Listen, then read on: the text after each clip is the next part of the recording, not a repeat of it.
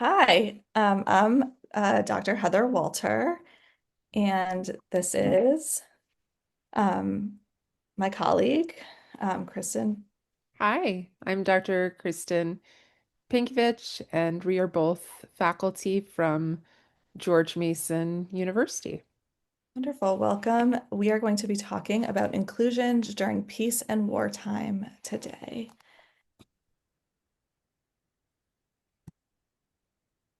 So, when we think about inclusion, it's easy to view well-being as an inclusion as really self-care or foundational or something that we have to add on to what we're doing either in education or in our community. But it's really a political and social intervention. It's critical. It's critical to what we need as we weave into the fabric of our society. Um, It helps to eliminate violence, to restore relationships, and to lower any even psychological symptoms and mental health symptoms. So when we think about inclusion, it's really about building relationships, building trust, and building a system that supports all people. So why does inclusion matter? Inclusion matters because it drives resilience. It really looks at every voice matters, everybody has strengths, and it also looks at the collective. So the individual first and then the collective as a safety net. And it thinks about strengths to accelerate recovery. So in a time of tension or in a time of war, resiliency is built on what people can do, not what they can't do. So, both again at the individual and community level, we think about what is the fastest way we can stabilize one another and our environment. And then, thirdly, we think about how we can be flexible enough to ensure continuity of supports.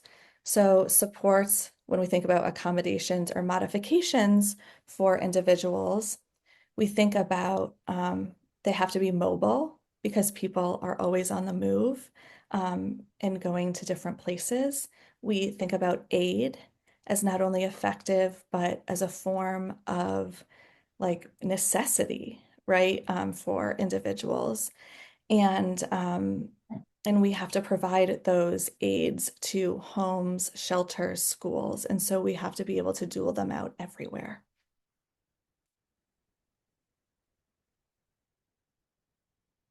So when we think about inclusion across contexts, just like I said in the earlier slide, supports must be mobile, as we must support all people.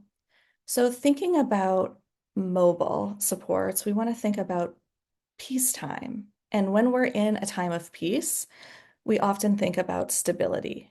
So, what happens in a time of stability? In a time of stability, we leverage structural and structured supports.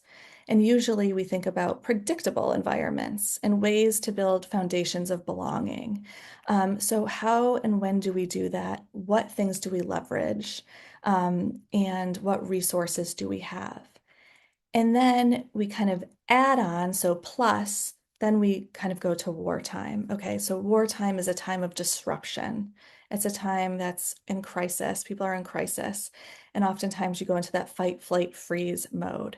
So you're going to leverage those supports that you've already put in place during peacetime, the stable time, and then you adapt those strategies to the time in need for displacement, for trauma, and you bridge inclusion into different types of structures. So into shelters, into transit hubs, or into temporary schools.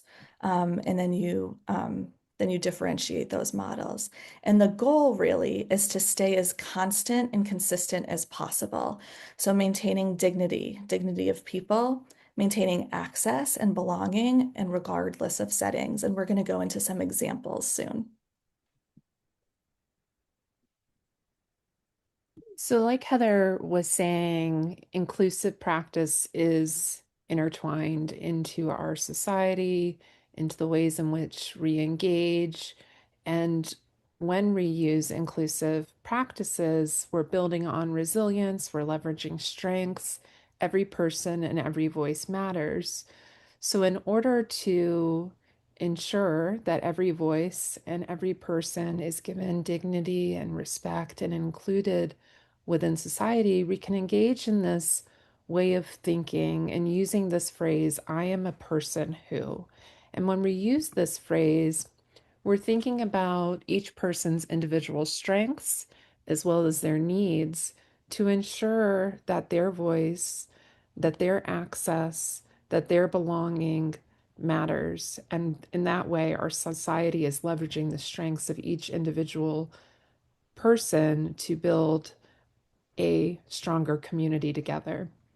So, I am a person who is an internal thinker who is a structured thinker. So, this person would have strengths such as being organized and focused, and would have needs related to predictability as well as clear expectations.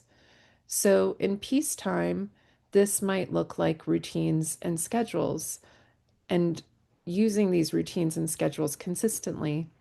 But like Heather said, we want to ensure that inclusive practices are mobile at all times. So during wartime, this might include having access to information and alerts in differentiated ways, such as visual supports and consistent communication. So, thinking about a person who has more external needs, this is a person who has heightened visual awareness, and this could be related to mobility needs. So, this person would have strengths related to resilience and independence, and would have needs related to accessibility. So, in peacetime, this might look like a classroom that's accessible and that this individual can access through their mobility needs. But in wartime, again, because we want the inclusive practices to be mobile with the person, we want to ensure that there are accessible shelters and that there's transport planning in place. And again, thinking about inclusive practices and within each person and um, the different characteristics that they bring to a society. We could be engaging with a person who has communication differences. And this is going to be a person who excels at identifying patterns. So their strengths are going to be related to synthesizing information. They're going to be persistent. They're going to have needs regarding or related to having alternative communication systems.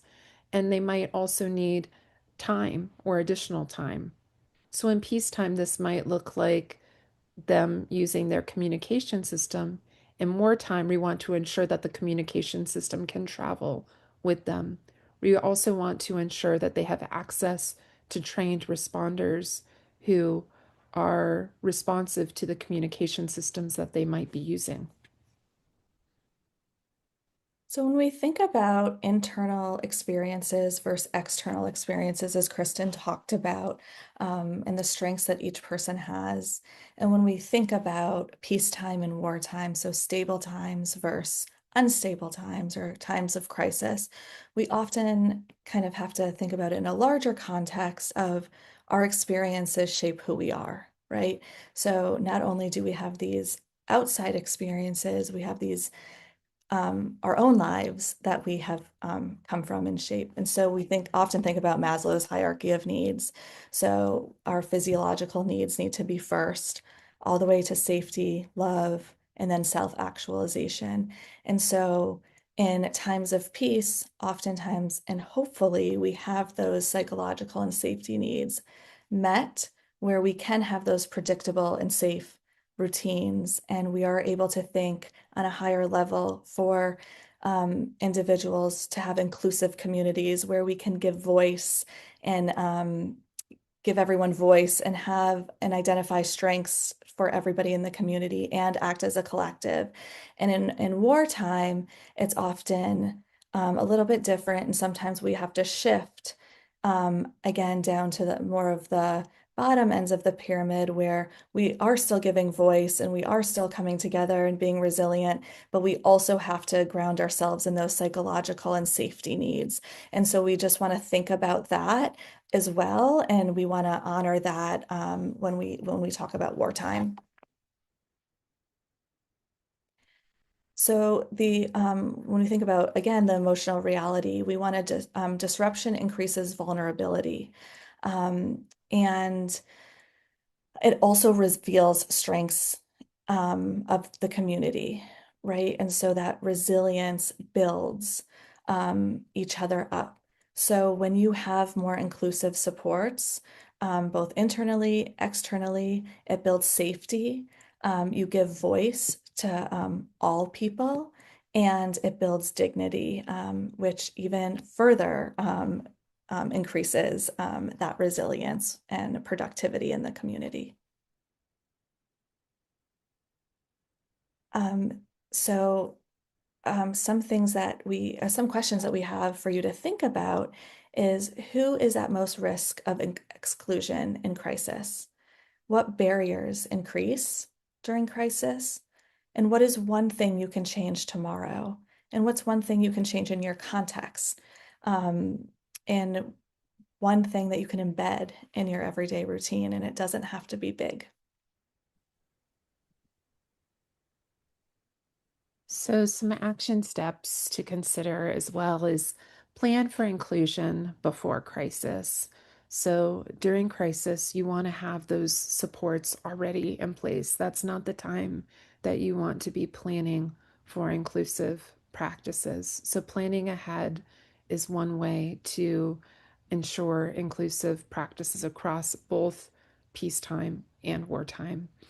Designing flexible supports. So, again, supports that can travel with people, and thinking about supports as both internal supports as well as external supports. Because, again, if we think back to those each of those scenarios and those people and the strengths that they bring, they were all different. Their needs were all different. So we want to ensure supports are flexible to the person. They're not designed in a universal way because each person brings strengths and each person brings needs. And we want to ensure that supports are responsive to those strengths and needs. We always want to presume competence. All members of a society are included. We want to ensure that they all have access and that their dignity is respected. We also want to center families and voices. Again, each family is an expert on other family members, and each person's voice matters. So, key message inclusion is most critical when it is most difficult. So, planning ahead for inclusive practices when it might be most difficult is critical.